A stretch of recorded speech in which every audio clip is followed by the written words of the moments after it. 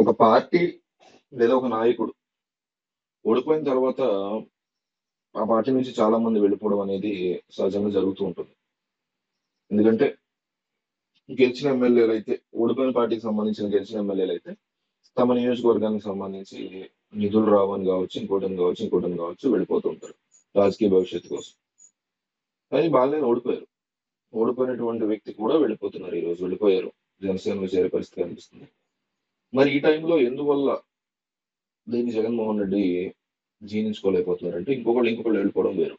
బాలినేని శ్రీనివాస్ రెడ్డి అత్యంత సన్నిహితుడు జగన్మోహన్ రెడ్డి, చుట్టం కూడా అవుతారు. సో అట్లాంటి వ్యక్తి వెళ్ళిపోవడం అనేది జగన్మోహన్ రెడ్డి ఏమాత్రం తీసుకోలేని పరిస్థితి. ఎందుకంటే జిల్లా వ్యాప్తంగా మీకు ప్రకాశం జిల్లా వ్యాప్తంగా ఒక one of the strongest leader గా బాలినేని కనిపిస్తుంటారు. మరి అట్లాంటి వ్యక్తి వెళ్ళిపోవడం ఏంటి అనేది సహజంగా వైసీపీకి సంబంధించిన శ్రేణుల్లో ఇబ్బందికర పరిస్థితి. ప్రకాశం జిల్లా వ్యాప్తంగా డెఫినెట్లీ ఒక బిగ్ నాయకుడిని కోల్పోయినట్టే వైసీపీ, అందులో ఏమాత్రం సందేహం లేదు. ఆయన ఇప్పుడు ఏ పార్టీకి వెళ్తే ఆ పార్టీకి ఆ బలం వచ్చినట్టే. కానీ ఎలక్షన్ టైంకి వచ్చేసరికి ఏమైందంటే మొన్నదే కదా, ఎంత వైసీపీ తోపు ఏ తురుము అనుకున్నా టీడీపీ గెలిచింది. ఎలక్షన్ టైంకి ఏ ఫ్యాక్టర్స్ వర్కౌట్ అవుతున్నాయి అనేది ఇంపార్టెంట్. అక్కడ జగన్ లేకపోతే చంద్రబాబు అనేది కూడా పోతుంది. సో అలాంటప్పుడు ఇక బాలినేని ఇంకోళ్ళు ఏముంది. అయితే ఒకటి మాత్రం ఇక్కడ చాలా స్పష్టంగా మనకి ప్రకాశం జిల్లా నుంచి అందుతున్న సమాచారం ఏంటంటే ఒంగోలు, ఎస్పెషల్ ఒంగోలు చుట్టుపక్కల ప్రాంతాల్లో ఎవరు పార్టీ మారినా సరే, బాలినేని కావచ్చు, ఇంకోళ్ళు కావచ్చు, ఎవరు పార్టీ మారి వెళ్ళినా సరే ఎట్టి పరిస్థితుల్లో కేడర్ మాత్రం జగన్ వైపే ఉంటాము.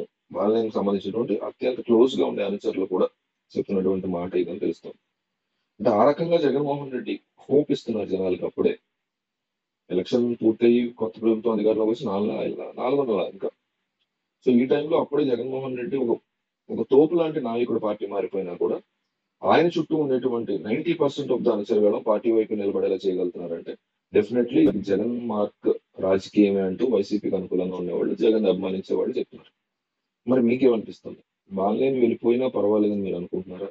అట్లాంటి నాయకుడిని ఇంకొకరిని తయారు చేసేటువంటి సీన్ జగన్మోహన్ రెడ్డికి ఉందా? లేక బాలినేని వెళ్ళిపోవడం అనేది వైసీపీకి నష్టం లేదా జగన్ ఇంకో నాయకుడిని తయారు చేయగలరు? ఈ రెండిట్లో ఒకే ఒక పదాన్ని మీరు కామెంట్ చేయండి.